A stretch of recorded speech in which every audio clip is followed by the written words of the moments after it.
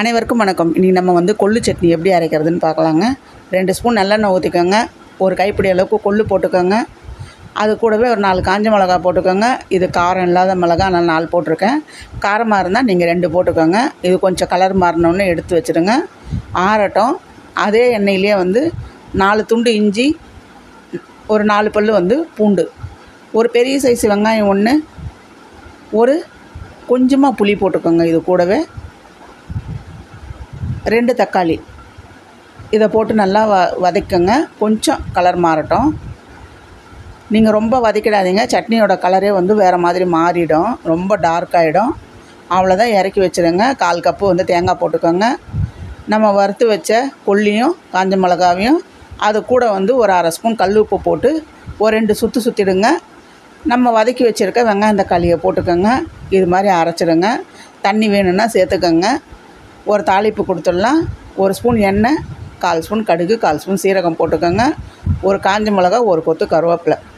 அவ்வளோதாங்க, நம்மளுடைய கொள்ளு சட்னி ரெடி ஆகிடுச்சு. அடுத்த சட்னி என்னன்னு பார்க்கலாம். ஒரு 4 காஞ்ச மிளகா போட்டுக்கோங்க. கொஞ்சமாக புளி சேர்த்துக்கோங்க. ஒரு 1/2 கப்பு வேர்க்கடலை, வறுத்த வேர்க்கடலை சேர்த்துக்கோங்க. 1/4 கப்பு தேங்காய் திருவல் சேர்த்துக்கோங்க. 1/2 ஸ்பூன் கல்லுப்பு சேர்த்து குறைப்பாக அரைச்சிக்கோங்க.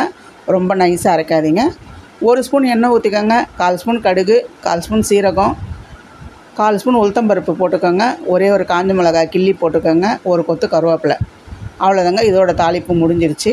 நம்மளுடைய வேர்க்கடலை சட்னி ரெடி. அடுத்த சட்னி என்னன்னு பார்க்கலாம். கடாய் வைங்க. 2 ஸ்பூன் எண்ணெய் ஊற்றுங்க. ஒரு கைப்பிடி அளவுக்கு உளுத்தம்பருப்பு போடுங்க. நல்லா இதை வறுத்து கலர் மாறினோன்னே எடுத்துடுங்க. எடுத்து ஆறட்டும். இதே எண்ணெயிலேயே ஒரு 2 பெரிய சைஸ் வெங்காயம், ஒரு 2 பெரிய சைஸ் தக்காளியை போட்டுக்கோங்க. இது கூடவே ஒரு கட்டு புதினா போட்டுக்கோங்க. அது கூடவே 4 துண்டு இஞ்சி, ஒரு 3 பச்சை மிளகாவை போட்டுக்கோங்க. நல்லா வதக்கி விடுங்க. அவ்வளோதாங்க. இது கூட கொஞ்சம் புளி சேர்த்துக்கோங்க. அவ்வளோதான். கொஞ்சம் கலர் மாறினோன்னே இறக்கிடுங்க. ரொம்ப மாற வேணாம். அவ்வளோதான், முடிஞ்சிருச்சு. இதை ஆறட்டும். ஆறினோன்னே நம்ம அரைச்சிடலாம். 1/4 கப்பு தேங்காய், நம்ம வறுத்து வச்ச உளுத்தம்பருப்பு, 1/2 ஸ்பூன் கல் உப்பு போட்டுக்கோங்க.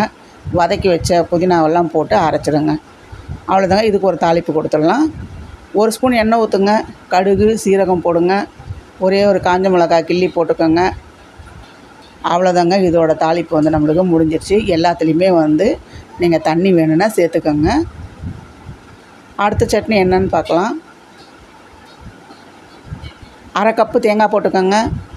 4 காஞ்ச மிளகா, ஒரு கைப்பிடி அளவுக்கு பொட்டுக்கடலை, ஒரு 1/2 ஸ்பூன் கல்லுப்பு போட்டுக்கோங்க. நம்மளுடைய காஞ்ச மிளகா போட்டு அரைச்ச பொட்டுக்கடலை சட்னி ரெடி ஆகிடுச்சுங்க. அதுக்கு ஒரு தாளிப்பு கொடுத்துடலாம். 1 ஸ்பூன் எண்ணெய் ஊற்றிக்கோங்க. கடுகு சீரகம் போட்டுக்கோங்க. கொஞ்சம் கருவேப்பிலை போட்டுக்கோங்க.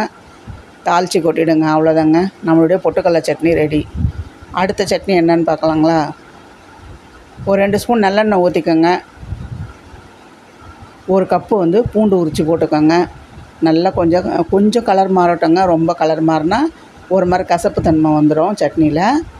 இந்த அளவுக்கு வதங்கினா போதும், எடுத்துடுங்க. எடுத்து இதை தனியாக ஆற வச்சுடுங்க. ஆறட்டும். இது கூடவே ஒரு 5 காஞ்ச மிளகா போட்டுக்கலாம்.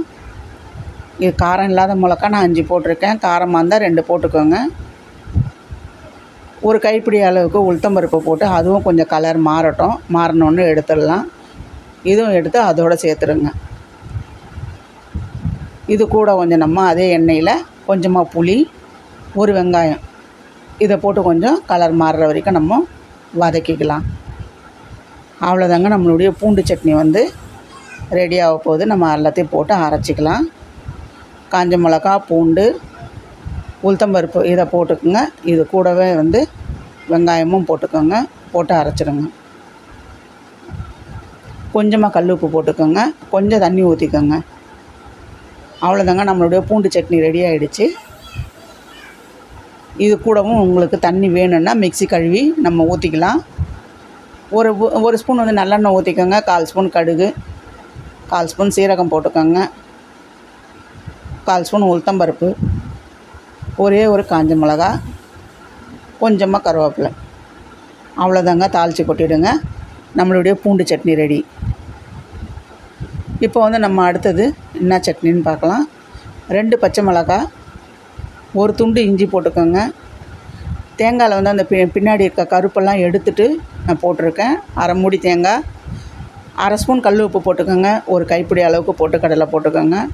இதை நல்லா கொரப்பாக அரைச்சிக்கோங்க. அவ்வளோதாங்க. இதுக்கு மேலே அரைக்கக்கூடாதுங்க, நல்லா இருக்காது.